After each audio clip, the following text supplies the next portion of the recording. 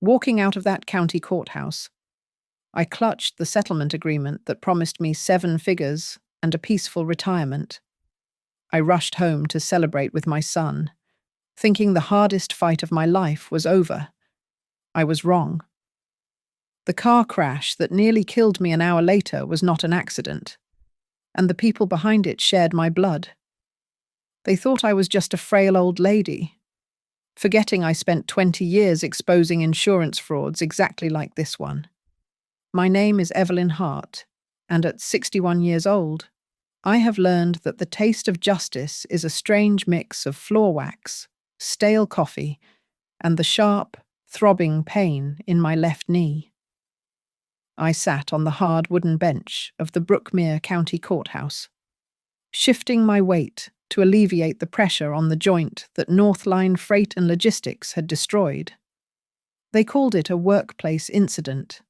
I called it a lifetime of labour erased by a rotted palate and management that looked the other way. The air in the courtroom was dry and recycled, carrying the silence of a life hanging in the balance. I was not just a plaintiff here. I was a woman from the coal dust of Pennsylvania trying to survive the polished indifference of Illinois. I turned my head, wincing as my vertebrae cracked, searching the gallery for the one face that mattered. Jason was there, sitting in the back row. My son looked sharp in a pressed Oxford shirt that I knew he could barely afford, but his attention was nowhere near the judge or me. He was 30-something now, yet he still had that restless energy of a teenager. His eyes were glued to his smartphone, his thumb scrolling incessantly. He looked bored, perhaps even annoyed, checking his watch every 2 minutes as if my future were an inconvenience to his schedule. Family first, Evie. Always. The whisper came from my right. Miranda Cole squeezed my hand with manicured fingers that had never known the bite of cardboard cuts or hydraulic fluid. My cousin Miranda was a vision of success in a cream-coloured power suit, smelling of sandalwood and money. She had flown in from the city, sweeping into the courtroom like a saviour, hugging me in front of the bailiff, in front of the lawyers, making sure everyone saw that Evelyn Hart was not alone. It felt comforting, yet heavy. "Order," the judge said, though the room was already quiet. My lawyer, Mr. Henderson, stood up. He did not look at me, but at the paperwork in his hands. The settlement offer from Northline had come through at the 11th hour. They wanted to avoid a jury. They wanted to make the limping old woman go away. "Your Honour," Henderson said, "the defence has agreed to the terms. 7 figures, plus full coverage of all future medical expenses related to the injury." The air left my lungs. It was not just a win. It was a lifeline. It was dignity bought back from the brink of poverty. "We did it. Evie?" Miranda whispered, leaning close, her breath warm against my ear. I told you we wouldn't let them crush you." We walked out into the corridor 10 minutes later, the echo of the gavel still ringing in my ears. I leaned heavily on my cane, but my spirit felt lighter than it had in years. Miranda hooked her arm through mine, steering me away from the flow of foot traffic. "Listen to me," Miranda said, her voice dropping to a confidential hum. "Now that this is over, we are going to fix everything. I'm going to get my contractors to remodel your place. No more stairs, single-story living. And I have a spot for you at the foundation. Just answering phones. Something light. You won't have to worry about a thing." I looked at her, tears pricking my eyes. "Miranda, I don't know what to say." "Don't say anything." She smiled, perfect and bright. Jason walked up to us then, sliding his phone into his pocket. He looked at me, then at Miranda, and for a split second, The mask slipped. I saw his eyes widen, a flash of raw, hungry calculation when he looked at the settlement folder in my hand. He had heard the phrase 7 figures. "So?" Jason said, his voice tight. "It's done then, you got the money?" "It's a settlement, Jason," I said, trying to catch his eye, hoping for a hug, a smile, something genuine. "It means Mom is going to be okay." "That's great." "Mum?" he said, shifting his weight, looking over my shoulder. "Really great. I've got things to get back to. But we'll celebrate dinner." "Of course," I said, ignoring the cold pit forming in my stomach. "Pot roast. Your favorite." He nodded, gave me a quick, distracted peck on the cheek, and hurried toward the exit. I watched him go, telling myself he was just stressed about work. I looked down at the papers in my hand. I was already mentally spending the money, not on luxuries, but on safety. A shower chair, a ramp for the porch, a life where I didn't have to be afraid of falling. "I need to take this," Miranda said, pulling her phone from her designer bag. She turned her back to me, walking a few paces toward the window. I adjusted my grip on the cane, waiting. The corridor was noisy, but her voice cut through the din, low and sharp. "Yes, it's done," she said. There was a pause. Then she spoke again, her tone devoid of the warmth she had shown me just seconds ago. "Just make sure it looks like an accident, not a headline." I frowned, watching her back. She hung up and turned around, the bright smile plastered back onto her face instantly. "Real estate nightmare," she laughed, waving a hand dismissively. "Tenants are always breaking things. Now, let's get you home. Evie, you have a big future to plan." I nodded, smiling back, telling myself that in the world of high-stakes property, accident just meant a broken pipe or a cracked window. I walked toward the exit, clutching my victory, completely unaware that I was walking straight into the trap they had set. I navigated the concrete ramp outside the courthouse, the rubber wheels of my walker catching on the uneven pavement. The cool air hit my face, but it did nothing to numb the ache in my knee or the deeper, older ache in my chest. As I made my way toward the bus stop, my mind drifted back to the years that had led to this moment. They were years measured in double shifts and missed meals, in the biting cold of the warehouse freezer where I spent nights stacking crates so Jason would never have to know what hunger felt like.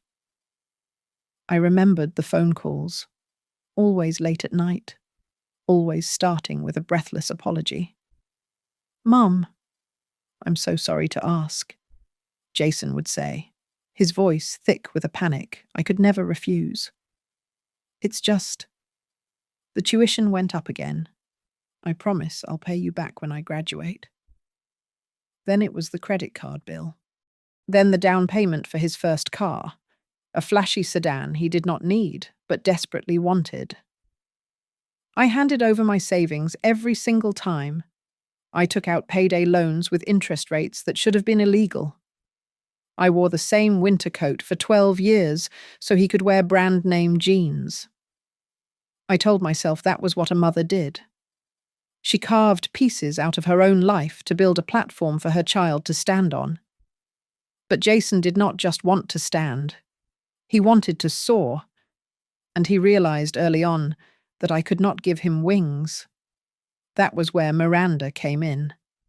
Miranda was the golden girl of the Cole family, while I stayed behind in Pennsylvania to work the loading docks. She went to university, spent a decade in New York, and came back to Illinois dripping in success. I dreaded Thanksgiving at her sprawling estate. They always sat me at the end of the table, near the swinging kitchen door, where the draft hit my bad leg.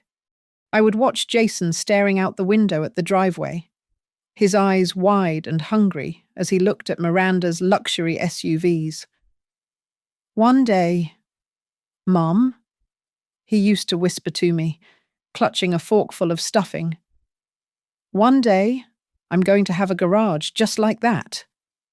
He looked at Miranda like she was the sun, and at me like I was the shadow that kept him cold. And then he married Nicole. She was a sharp, pretty girl from the new middle class who looked at my rented apartment like it was a contagious disease. "Oh, Evelyn," she would say, running a finger over my laminate countertop. "It's just a bit tight in here, isn't it? I don't know if the boys should stay overnight. The ventilation isn't great for their allergies." She never invited me to live with them, even when they bought the 5-bedroom house in the suburbs. I asked Jason once. Just once. When my rent hiked up and my knees started to go. "Jason," I had said, swallowing my pride.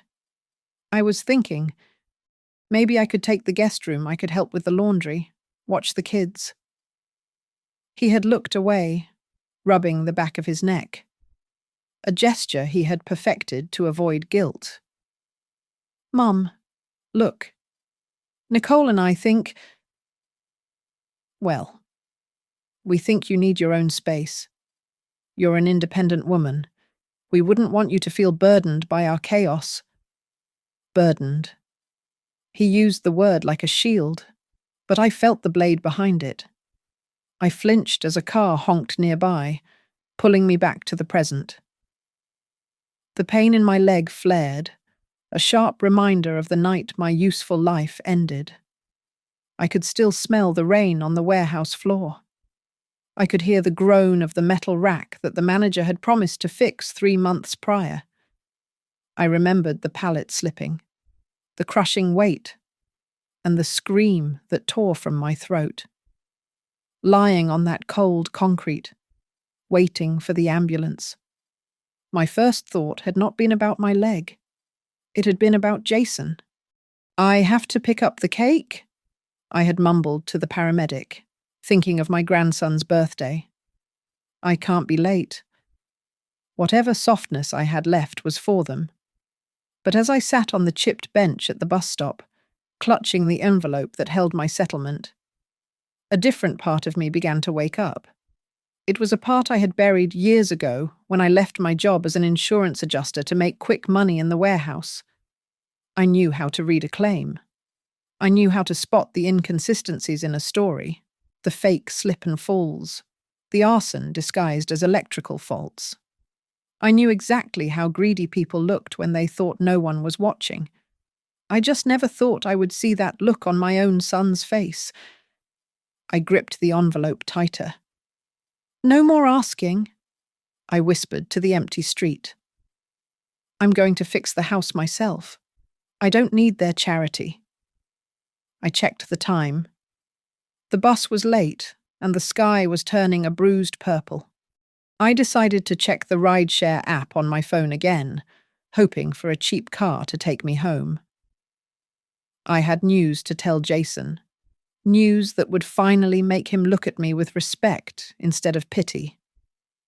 I did not know that the car coming for me would not be a rideshare, and the only news waiting for me was a violent betrayal on the wet asphalt of the highway. I stared at the cracked screen of my phone, watching the rideshare app search for a driver. No cars available. It blinked at me, mocking my need for a safe ride home. The surge price was nearly $50, a sum that still made my stomach tighten despite the check I was carrying. I cancelled the request. My old sedan was parked 3 blocks away in the public lot. My knee throbbed with a dull, rhythmic ache as I limped toward it. The cold dampness of the approaching storm settling deep into my bones. I told myself I could make it. It was just a 20-minute drive. I eased into the driver's seat, the leather worn smooth and cold against my back. The engine sputtered before catching, and I pulled out onto the road leading to the highway. By the time I merged onto the interstate heading toward Brookmere, the sky had opened up. A fine, miserable drizzle coated the windshield, smearing under the rhythmic slap of my old wipers. I gripped the steering wheel tight, squinting through the grey haze. That was when I saw it in the rearview mirror. A large pickup truck, dark grey, looming high above my trunk. It was too close. I tapped my brakes lightly to signal him to back off, but he surged forward, filling my entire rear window. I could not see a license plate, just a wall of aggressive metal grille. "Back off," I muttered, my heart kicking against my ribs. I tried to change lanes, signaling right. The truck swerved with me, cutting off my escape. Panic, cold and sharp, spiked in my chest. This was not impatient driving. This was hunting. Suddenly, the truck accelerated. It didn't hit me from behind. It roared up along my passenger side, the engine growling like a beast. I glanced over, seeing tinted windows that revealed nothing. Then, the truck jerked hard to the left. The impact sounded like a bomb going off. Metal screamed against metal. My little car was shoved sideways, tires losing their grip on the slick asphalt. I spun. The world turned into a blur of grey sky and wet concrete. I slammed into the Jersey barrier with a bone-jarring crunch. Pop. The airbag exploded into my face, a hot, white punch that snapped my head back. Darkness swallowed me for a second, accompanied by the high-pitched ringing in my ears and the acrid chemical smell of gunpowder and burnt plastic. I drifted in a haze of pain and confusion. The rain was drumming on the roof, louder now, through the ringing in my ears. I heard footsteps crunching on glass. Someone was outside. "She's breathing," a man's voice said. It was calm, detached, not the voice of a worried bystander. "Grab the envelope and the phone. Don't touch anything else." I tried to move. I tried to turn my head toward the passenger seat where I had placed the settlement folder and my cell. My hand flailed weakly, hitting the torn leather of the seat. "No," I croaked, the word tasting like copper. My fingers brushed empty space. The folder was gone. My phone was gone. A door slammed. Tires squealed against the wet road, fading fast into the distance. By the time the sirens wailed closer, I was shivering uncontrollably. A police officer leaned through my broken window, water dripping from the brim of his hat. He took my statement, but his eyes were glazed over. When I mentioned the truck, he just shook his head. "We checked the traffic cams on this stretch, ma'am," he said, clicking his pen. "Bad luck. The camera right above this section is glitching due to the storm. We have no footage of a second vehicle." I wanted to scream, to tell him about the voice, but my tongue felt heavy. The paramedics loaded me onto a stretcher, the bright lights of the ambulance blinding me. "We need to notify family," the medic said, looking at a tablet. "I see an emergency contact listed here. Jason Hart. Updated. 3 days ago." I froze. 3 days. I had not updated my emergency contact in 5 years. It used to be my neighbor, Rosa. I had never put Jason down because he never answered his phone. I tried to speak, but the shock was setting in.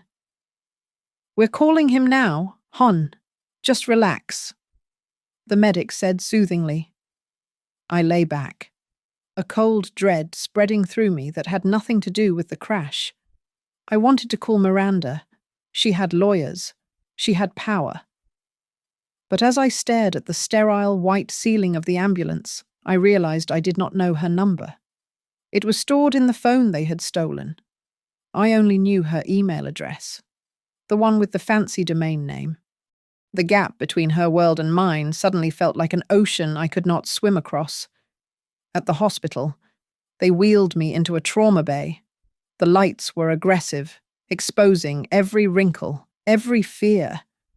A doctor shone a penlight into my eyes, his face looming over me. "Pupils are sluggish," he murmured to a nurse. Then he looked at me, his expression full of that condescending pity young professionals reserve for the elderly. "Mrs. Hart, you seem very disoriented. Your son says you've been having trouble with your memory lately." "No," I whispered, gripping the thin hospital sheet. "I was pushed. They took my papers." The doctor exchanged a knowing look with the nurse. "Let's order a neurological evaluation," he said, his voice lowering but still audible. "Possible confusion due to age. It happens after a shock. But given the family history provided, we need to be careful." I closed my eyes, the smell of antiseptic filling my nose. They were not listening to the victim of a crime. They were looking at a confused old woman who had crashed her car in the rain. And somewhere out there, my settlement and my proof of sanity was in the hands of the man who had been ordered to take it. The smell of antiseptic was the first thing that hit me, sharp and cold. Cutting through the dull throb behind my eyes, I blinked, the harsh fluorescent lights above the hospital bed burning into my retinas. I was alive. My knee felt like it was encased in concrete, and there was a rhythmic beeping to my left that matched the frantic pace of my heart. A doctor, barely older than 30, stood at the foot of my bed, scribbling on a chart. "Mrs. Hart," he said, not looking up. "You are awake. You took a nasty bump to the head. Mild concussion. No cranial bleeding. We are going to keep you for 48 hours. "I want to go home," I rasped, my throat dry.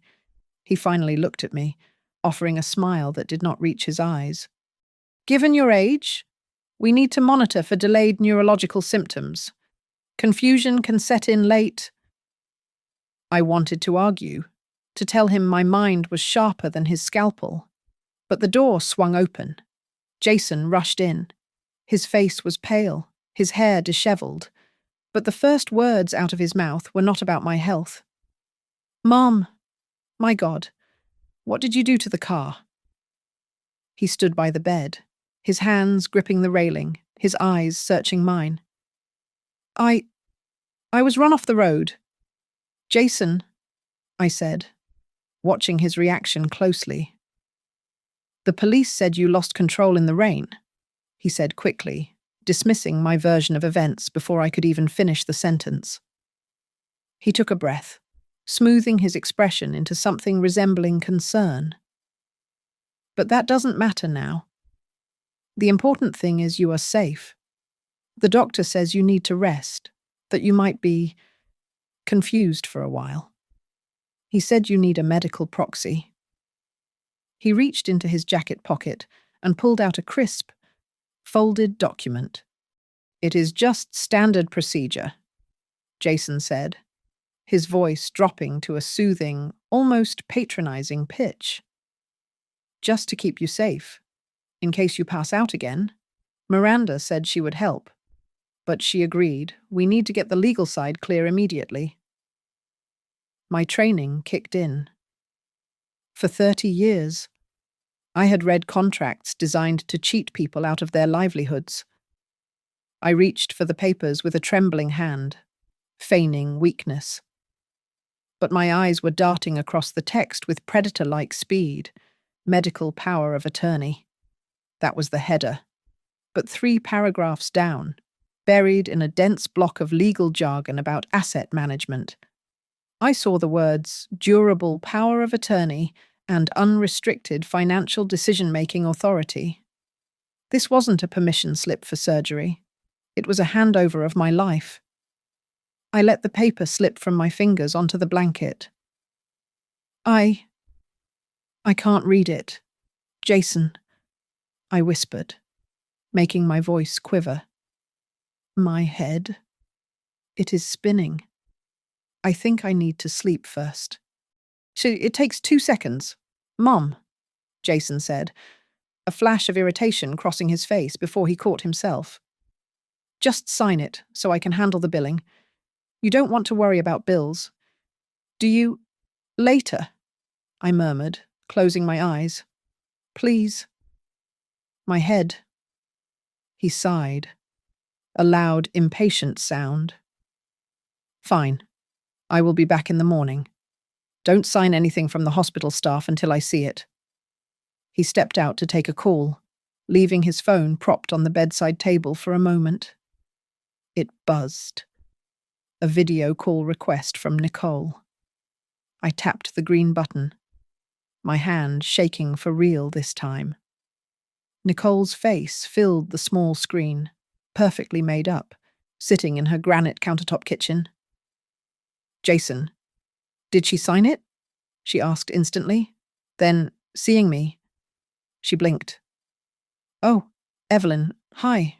We were so worried. I am okay, Nicole, I said. That is good, she said, her eyes shifting off screen. Jason said the car is a total loss. Listen, we heard Northline is settling. That is significant. Right. Have you thought about where that money is going? Because the boys' college fund is looking a little thin, and with you needing care now, I need to rest. Nicole, I said, and ended the call. Later that evening, a psychiatrist came in. He asked me the date, the president's name, my birthday. I answered everything perfectly. You seem lucid, he said, frowning at his clipboard. That is odd. The intake notes from your family report a history of increased forgetfulness and paranoia over the last 6 months. My blood ran cold. My family told you that. It is noted in your chart, he said neutrally. We will keep observing. After he left, a nurse named Alicia came in to check my vitals. She was a heavy-set woman with kind eyes who had been gentle when changing my IV. She leaned in close as she adjusted the drip. Honey, she whispered, her voice barely audible over the hum of the machinery. Your son. He told the desk clerk you were not all there. Told them to disregard if you started talking about conspiracies or stolen money. You watch yourself. She patted my hand and left. I lay back against the hard pillow, staring at the acoustic tiles of the ceiling. The pain in my knee was a dull roar, but my mind was crystal clear. The missing envelope, the stolen phone, the accident where the thief knew exactly what to grab. And now, the rush to sign away my financial freedom while painting me as senile. These were not coincidences. These were the same patterns I used to circle in red ink on fraud claims. I was not just a grandmother recovering from a crash anymore. I was a witness to my own attempted murder. And the suspects were the people I had spent my life protecting. I walked out of the hospital doors into the biting chill of the afternoon, clutching a plastic bag containing my ruined clothes. The doctor had signed my discharge papers, citing stable condition, but my son had a different prescription for my recovery. Jason stood by the curb, not with my car, which was currently a crumpled heap in a tow yard, but with a brochure for Oakbridge assisted living. It is just temporary, Mum, Jason said, his eyes shifting away from mine as he opened the passenger door of his sedan. Just until you get your feet back under you. They have 24-hour care. You won't have to worry about falling again. I didn't fall. Jason, I said, my voice steady despite the pain shooting up my leg. I was pushed. See, this is what I mean. He sighed, running a hand through his hair. You are confused. Please. Just get in the car. I did not get in the car. Instead, I signaled to a beat-up Honda Civic pulling up behind him. It was Rosa, my neighbor from apartment 4B. I had made a call from the nurse's station 10 minutes prior, using a favor I had banked with Alicia, the nurse who had warned me the night before. Alicia had also dialed a number I knew by heart, but had not called in years, Daniel Price, a legal aid attorney who owed me his career after I helped him nail a corrupt landlord for insurance fraud back in the 90s. I am going with Rosa, I told Jason. I will be safer on her sofa than in a facility where you control the visitor list. Mum, you can't be serious, Jason shouted, stepping toward me. You need professional help. I am getting help, I said, and I shut the car door before he could grab my arm. That night, I slept on Rosa's lumpy sofa, the smell of frying tortillas and laundry detergent comforting me more than any sterile hospital bed could. In exchange, I spent 2 hours sorting through Rosa's confusing car insurance renewal papers, finding her a loophole that saved her $300 a year. It was good to know my brain still worked, even if my body felt like shattered glass. The next morning, while Jason was likely frantically calling the hospital, I took the bus to the Brookmere Public Library. I needed a computer that wasn't monitored by family. The fluorescent lights hummed overhead as I logged into the county court's public access portal. My fingers flew across the keyboard, driven by a cold, hard focus that I hadn't felt since my days as an adjuster. I typed in my name. The search results loaded, and my breath hitched. There it was. Filed 48 hours ago, petition for emergency guardianship. The petitioner was Miranda Cole. The interested party listed was Jason Hart. I opened the document, and the legal language hit me like a physical slap. They weren't just claiming I was old or frail. They were claiming I was delusional. The petition stated that Evelyn Hart exhibits signs of severe cognitive decline, including grandiose delusions regarding a non-existent or exaggerated financial settlement from her former employer. They were using the Northline settlement, the very money I had bled for, as proof that I was losing my mind. I clicked over to the Northline case file. The status had changed. It no longer said settled. It read, settlement pending disbursement to court-appointed guardian.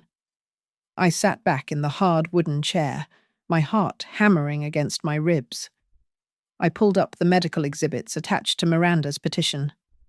There were the notes from the ER doctor, the one who had seen me right after the crash. He had written, patient disoriented, memory gaps likely due to concussion. But in the petition, Miranda's lawyer had framed these temporary symptoms as chronic and rapidly progressing dementia, corroborated by family testimony. You snakes, I whispered. The pieces slammed together in my mind. The crash wasn't just to steal the physical papers, it was to create a medical event. They needed a hospital record of confusion to justify the guardianship. The man's voice in the rain came back to me, clear as a bell. Grab the envelope and the phone. They took the proof of the settlement so I couldn't show it to anyone. They took my phone so I couldn't call for help.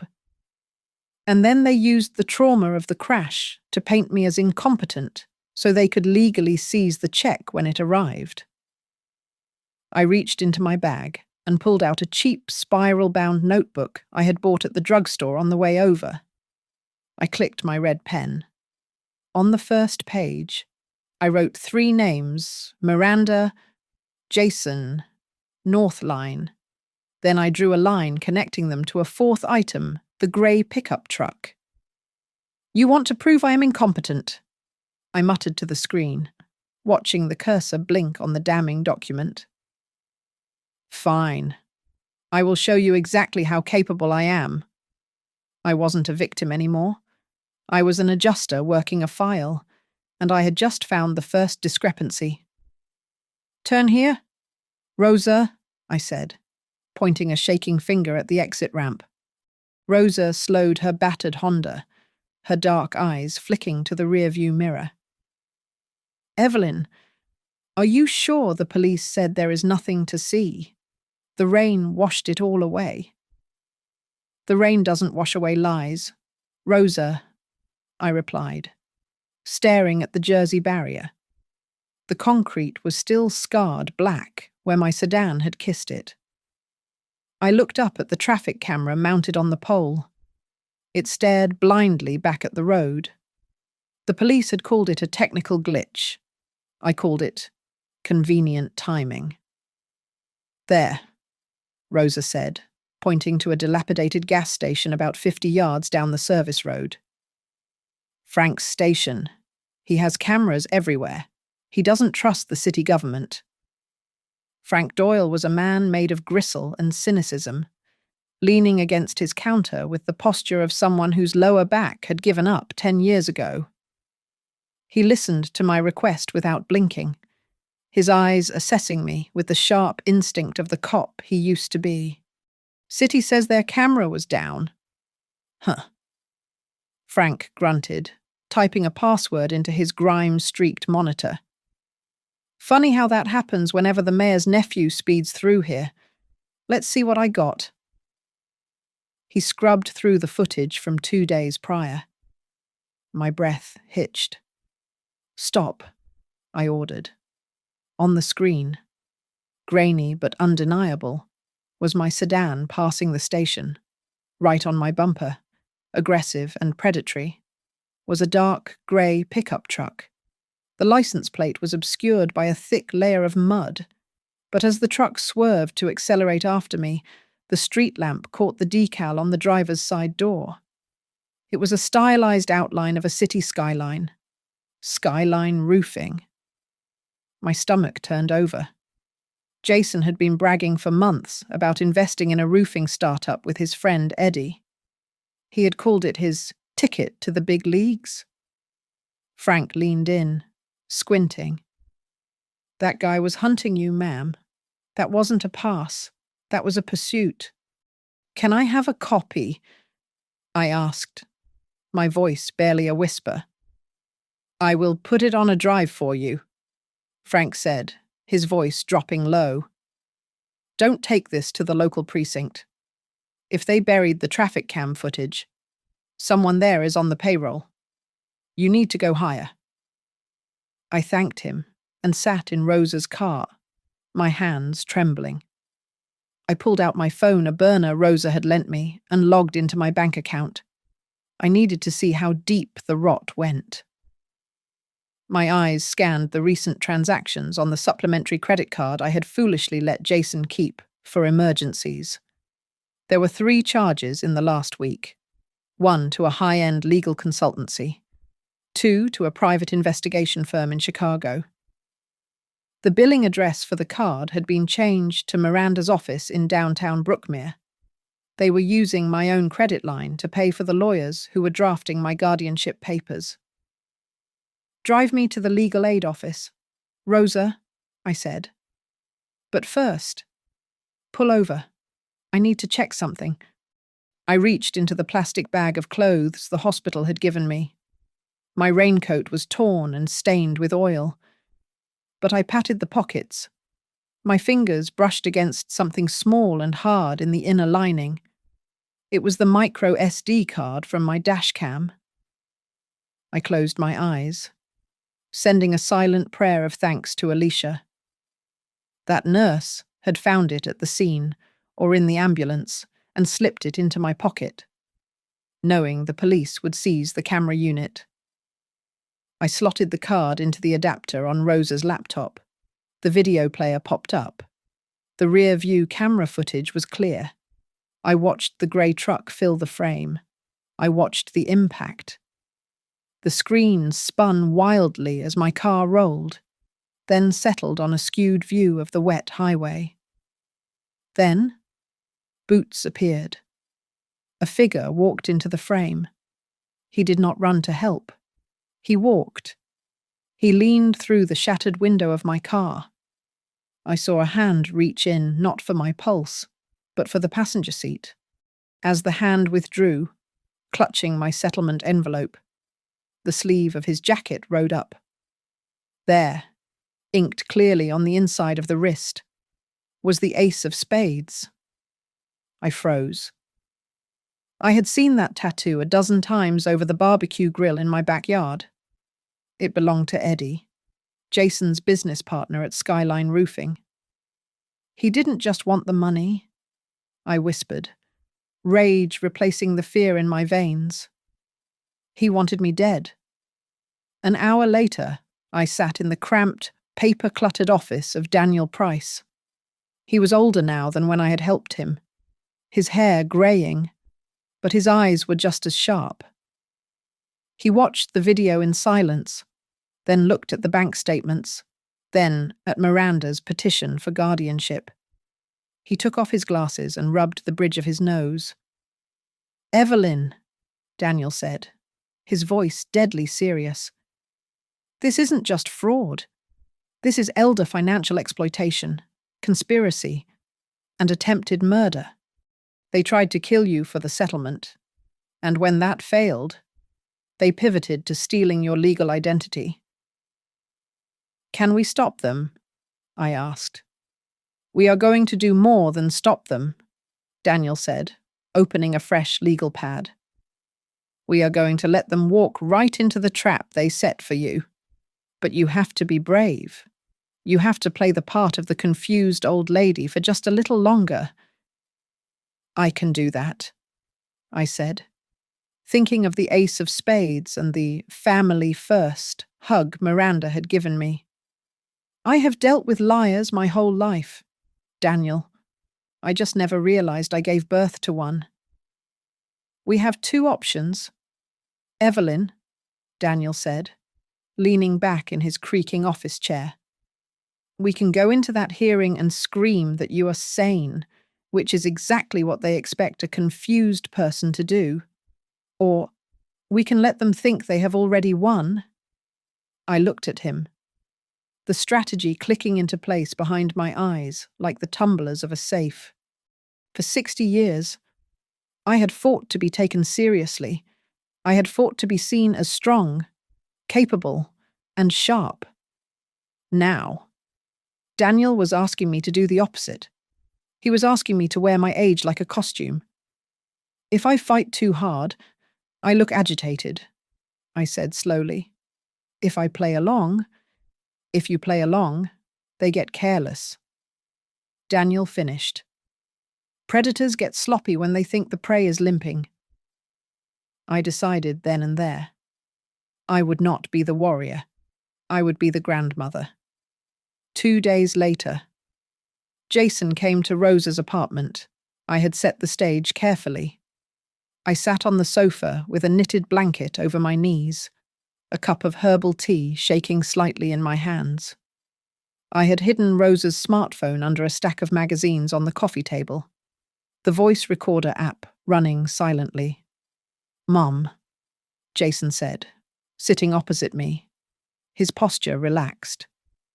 He looked relieved to see me looking so frail. "How are you feeling?" "Oh, Jason," I sighed, letting my voice waver. "My head is still so foggy. I can't remember much from the hospital. Did you say something about papers?" He leaned in, eager. The bait was taken. "Yes, Mum. The guardianship papers. Remember, we talked about how Miranda and I need to handle the finances just to keep the money safe from, scammers." I took a sip of tea, watching him over the rim of the cup. But why Miranda? She is so busy. Miranda has invested a lot in this. Mom, Jason said, his voice dropping, confidential and patronizing. She put up the money for the lawyers, for the filings. She can't just let Northline send the check to you. If you lost it, or got tricked, it would be a disaster for everyone. For everyone, I asked innocently. For the family, Jason corrected quickly. But then he got sloppy. He stood up and paced the small room. Look, Mum, Miranda says if the court grants me guardianship, we can secure our share before you. Well, before you spend it on things you don't need. We have debts. Mom, the business? Skyline needs capital. We are just protecting the family asset. Our share. Family asset. He wasn't talking about my settlement. He was talking about his inheritance, and he wanted an advance. I see, I whispered. I just want to help. Jason, I know you do, he said, patting my shoulder with a touch that felt like ice. Just tell the doctors you trust me. That is all you have to do. When he left, I stopped the recording. My hand was steady as a rock. The next morning, Daniel introduced me to Agent Miller from the Attorney General's office. He was a stern man who listened to the recording without a single change in expression. This is compelling. Mrs. Hart, Miller said. But to make the criminal charges stick, we need them to commit perjury in court. We need them to lie to a judge while we have the truth in our pockets. Can you keep up this act until the hearing? Agent Miller, I said. I have raised a teenager. I know how to act like I don't know what is going on. The real test came the following day, the court-ordered psychological evaluation. This was the hurdle Miranda was counting on me to trip over. If I seemed too sharp, they would claim I was hiding my dementia. If I seemed too gone, I would lose my rights. I had to walk a razor's edge. The evaluator was a serious woman with thick glasses. She asked me about the date, the president, the season. I answered correctly, but with a deliberate hesitation. Mrs. Hart, she asked, looking at her notes. Your family reports that you often forget financial obligations. Do you feel overwhelmed by money? I looked down at my hands, twisting my wedding ring. I don't know, I said softly. Jason tells me I am not smart enough to handle the big numbers anymore. He says if I don't sign the papers, the bad people will take everything. I get confused when he yells about his debts. The doctor stopped writing. She looked up. He yells about his debts. Does he ask you to pay them? He says the money from the accident is for the family, I said, looking up at her with wide, fearful eyes. He says I should just do what Miranda says. Is that right? Doctor, should I just give it to them so they stop being angry? She didn't answer immediately.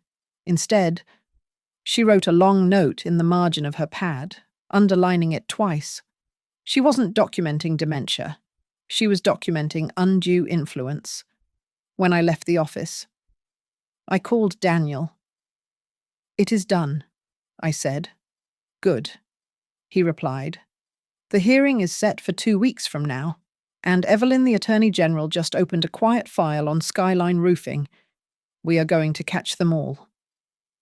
I hung up and looked at my reflection in the glass of the bus stop shelter. The old woman staring back looked tired, bent, and harmless. Exactly the kind of woman you would never expect to be holding a loaded gun. The cafe Miranda chose was one of those places where the water cost more than my hourly wage used to be. It smelled of roasted beans and expensive perfume. I hobbled in, leaning heavily on my cane. playing up the limp just a little more than necessary.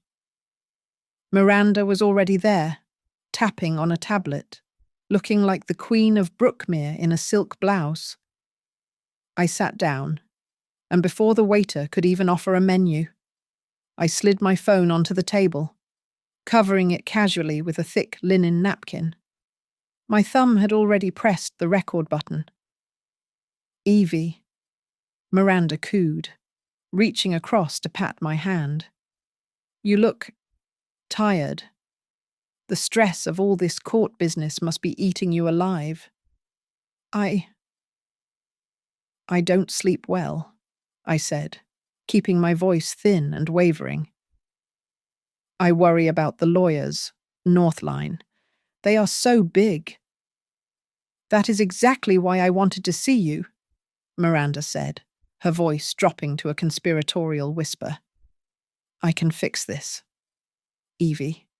I can make sure the government and those greedy lawyers don't swallow your settlement whole, but I need you to trust me. She slid a document across the polished marble table. The header read, Voluntary Guardianship Agreement. If you sign this, she explained, smoothing the paper with a manicured nail, the court will appoint me immediately. No long hearings, no strangers controlling your life, just family. But why you? I asked, widening my eyes. Why not Jason? Miranda let out a short, dismissive laugh. Jason is... Well, Jason is my cousin, but let's be honest, he is emotional. He sees money and he panics. But you and I, we are practical. You know I can manage assets so they don't just evaporate. I watched her face. She wasn't talking about protecting me. She was talking about the money as if it were already hers to manage. Will this help Jason?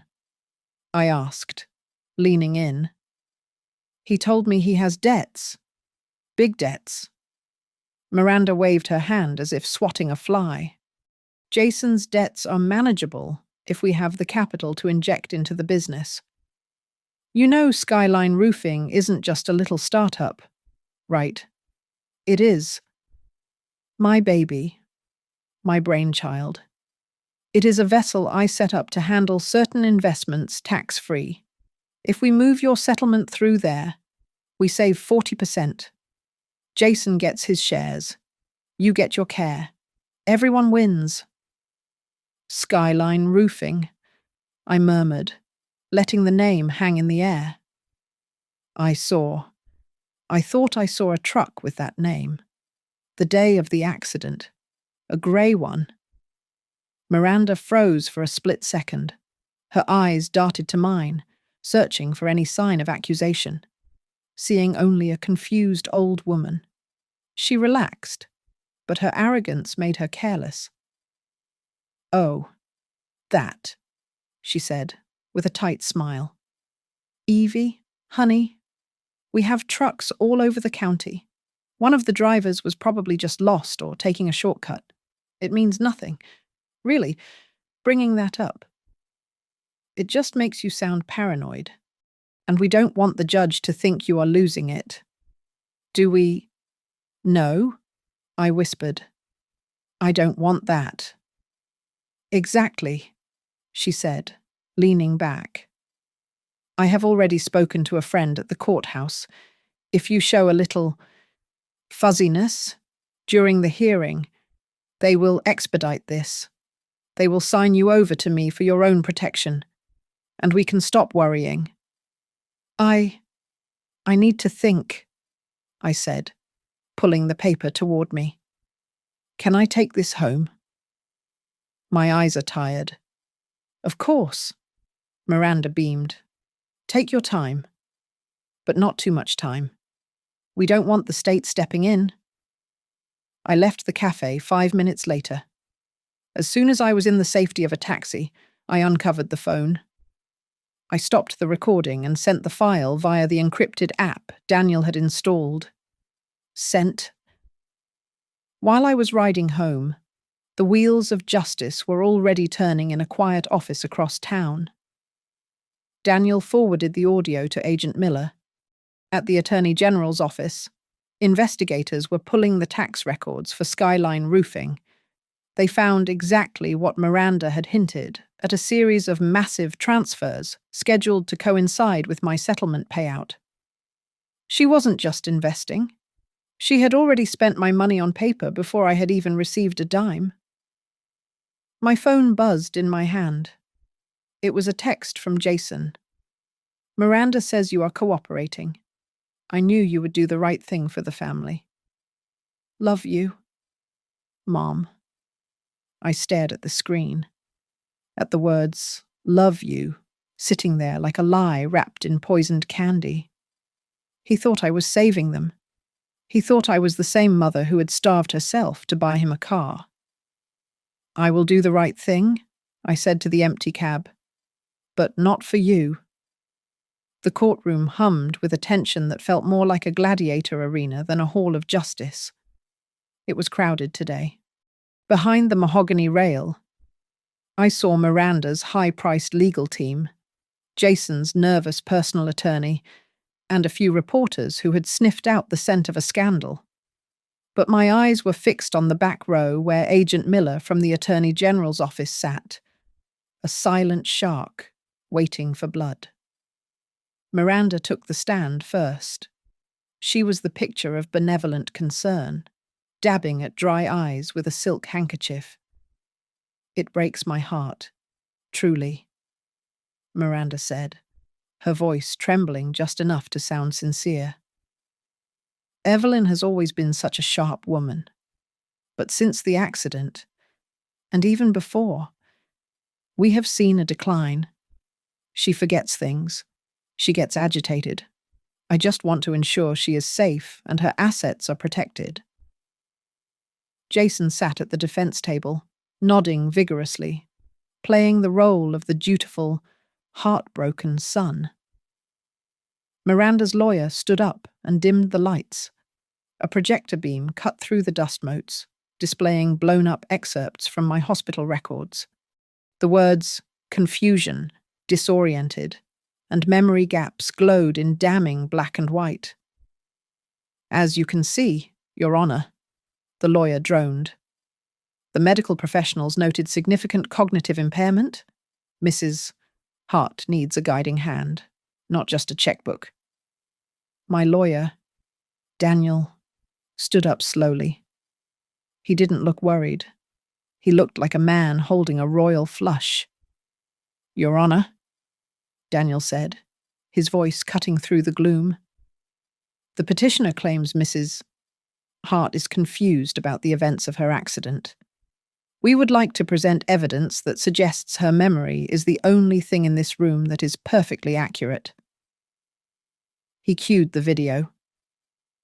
The screens in the jury box flickered to life. First came the footage from the gas station, showing the grey pickup truck lurking behind my sedan. Then came the dash cam footage. The room went silent as the truck slammed into my car. Then the figure appeared. The man walked to my window, reached in, and stole the envelope. The freeze frame zoomed in on his wrist. The Ace of Spades tattoo was undeniable. Mr. Hart, Daniel said, turning to Jason, who was now sweating through his dress shirt. Do you recognize the logo on that truck or the tattoo on that man's wrist? No, Jason stammered, gripping the table. It is just a truck and a tattoo. Lots of people have tattoos. Is it not true? Daniel pressed, sliding a document onto the projector. That you are a 40% shareholder in Skyline Roofing and that this truck is registered to that very company and that the man in this video is Edward Eddy Vance, your business partner. It is a small investment, Jason shouted, his voice cracking. I don't know what Eddy was doing there. Perhaps this will refresh your memory, Daniel said. He held up a printed email. This is an email sent from Miranda Cole to you and Mr. Vance. dated 3 days before the accident. It reads, "We need this done before the settlement hits. If she gets that check, we lose leverage." A collective gasp rippled through the gallery. Miranda's face drained of colour, her composure cracking like cheap plaster. Before the defence could object, Agent Miller stood up from the back row. "Your Honour," he said, flashing his badge. "The Illinois Attorney General's office is currently opening an investigation into Miranda Cole and Skyline Roofing for conspiracy to commit elder financial exploitation and insurance fraud. The evidence suggesting this accident was staged is substantial." The air in the room shifted instantly. It was no longer a guardianship hearing. It was a crime scene. "And one last thing," Daniel said. "If there is any doubt about the intent behind this petition..." He pressed play on the audio file from the cafe. Miranda's voice, clear and arrogant, filled the silence. "Jason is emotional, but you and I, we are practical. Skyline Roofing. It is my baby. Tax-free. Make sure it looks like an accident, not a headline." Miranda sank into her chair, covering her face with her hands. Jason looked at her, then at me, terror widening his eyes as he realized there was no inheritance coming to save him. Finally, the court-appointed psychiatrist took the stand. He looked at the family, then at the judge. "Your Honour," the doctor said firmly, "I have evaluated Mrs. Hart. She is fully competent. In fact, she is remarkably sharp. The only danger to her well-being comes from the individuals sitting at that table who have actively gaslighted her and medical professionals to manufacture a diagnosis of dementia." The judge, a stern woman who had been taking furious notes, set her pen down. The sound echoed like a gunshot. She turned her gaze to me. "Mrs. Hart," the judge asked, her voice softening, "do you wish for this court to appoint a guardian for you today?" I stood up. My knee ached, but I did not lean on the table. I looked at Jason, shrinking in his seat. I looked at Miranda, destroyed by her own vanity. "No, Your Honour," I said, my voice steady and cold. "I want my life back, and I want the people who tried to steal it from me to answer for what they did." The judge's gavel did not bang. It cracked through the silence of the courtroom like a whip. "Petition dismissed with prejudice," she declared, her eyes cold as they bored into Miranda. "The court finds clear and disturbing evidence of predatory intent and potential elder abuse. I am hereby referring this entire transcript and all submitted evidence to the Criminal Division of the Attorney General's Office for immediate review." "Your Honour, this is outrageous," Miranda's lawyer stammered, but the judge cut him off with a raised hand. "Sit down, Counselor," she ordered. "Furthermore, the settlement agreement with Northline Freight is to be executed immediately. The full amount is to be transferred directly to Mrs. Evelyn Hart within 30 days. No trusts, no guardians, no intermediaries." Chaos erupted in the gallery. Agent Miller stood up, his voice booming over the murmur of the crowd. "Miranda Cole, based on the evidence presented, we are issuing an immediate freeze on all personal assets and business accounts associated with Skyline Roofing, pending a federal investigation into wire fraud and conspiracy. You are ordered to surrender your passport before leaving this building." For the first time in her life, Miranda looked small. Her face went ashen, the mask of the benevolent cousin shattering to reveal the terrified grifter underneath. She slumped back in her chair, gripping the table as if the floor were opening up beneath her. Daniel leaned over to me, sliding a fresh document across the table. Civil suit for emotional distress, fraud, and conspiracy. He whispered, I just filed it. They aren't walking away from this with a penny. I walked out of the courtroom, the sound of Miranda arguing with federal agents fading behind me. The hallway was long and bright, and for the first time in months, I didn't feel the weight of the air pressing down on me. Mom? Mom? Wait. Jason came running up behind me, sweat beading on his forehead. He tried to grab my arm, but I pulled away sharply. Mom, please, he panted, his eyes darting around as if looking for an exit. You have to listen. It was the debt, the gambling debt. It got out of control, Miranda said. She said she could fix it if we just secured the settlement. She forced me. Mum, I was just trying to protect you from making a mistake. I stopped and turned to face him. I looked at the son I had worked double shifts for, the man I had starved to feed. Protect me? I asked, my voice deadly calm. You had a chance to protect me when I asked for a place to sleep for 2 weeks. I had no money then, no settlement, just a bad knee and a lonely apartment. And you closed the door in my face because I didn't fit into your wife's aesthetic. You weren't protecting me today, Jason. You were protecting yourself from your own mistakes.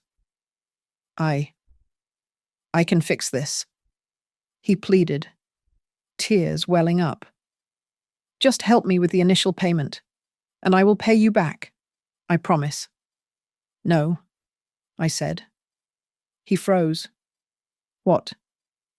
I am not paying your debts, I said, and I am not signing a bail bond. If you want to do one decent thing in your life, you will walk back into that courtroom, find Agent Miller, and testify against Miranda. You will tell them everything she did. That is the only mercy you are going to get from me. I turned my back on him and walked toward the exit doors. My phone buzzed in my pocket. It was a number I recognized, the head of legal for Northline. Mrs. Hart, the smooth voice on the other end said. We heard about the ruling. We were thinking to expedite things.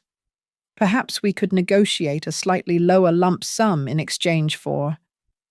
Stop right there, I interrupted, letting the old adjuster in me take the wheel. You should know that I was closing claims before you even started law school. The court order says full amount in 30 days.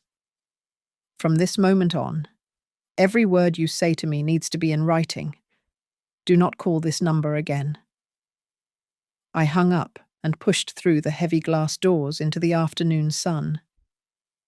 I sat on a concrete bench outside the courthouse.